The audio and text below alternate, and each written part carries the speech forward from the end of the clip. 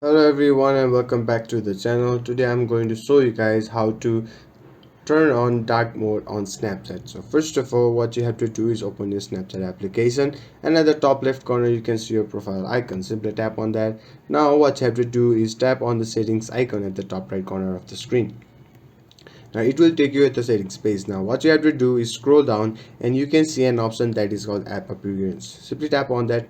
Now what you have to do is simply tap on the always dark option, and now what you have to do is simply read this. Switching themes means we'll restart the app.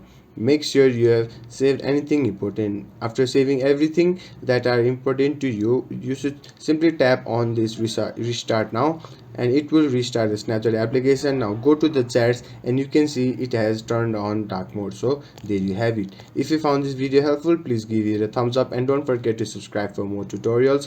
Comment down your thoughts, and until then, goodbye.